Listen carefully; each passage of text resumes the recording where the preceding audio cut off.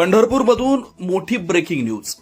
ऊस दरासाठीचं उपोषणकर्त्यांची प्रकृती खालावली. उपचार घेण्यास नकार, आंदोलनाची तीव्रता वाढणार. ऊसाला प्रतिटन 3200 ते 3500 रुपये दर मिळावा. गेल्या 4 दिवसांपासून ऊस दराच्या मागणीसाठी सुरू असलेल्या आमरण उपोषणादरम्यान काही उपोषणकर्त्यांची प्रकृती चिंताजनक बनली आहे.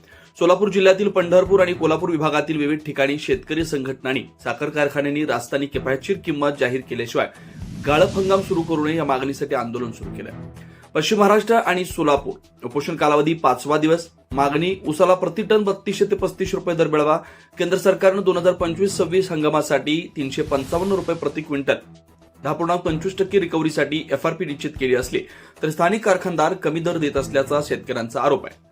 उपोषणकर्त्यांना चक्कर येणं आणि अशक्तपणा जाणवू लागल्यानं वैद्यकीय पथकानं त्यांची तपासणी केली. त्यांच्या रक्तातील साखरेची पातळी धोकादायक पातळीपर्यंत खाली आली.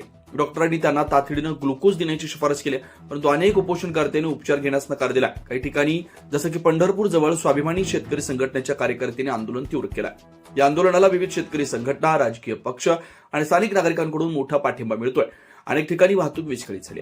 प्रशासनाची भूमिका: जिल्हाधिकारी आणि पोलीस प्रशासनानं आंदोलनकर्त्यांशी चर्चा करून मार्ग काढण्याचा प्रयत्न केला, परंतु ऊस संघर्ष समिती व उपोषणकर्ते शेतकरी दराच्या मागणीवर ठाम आहे.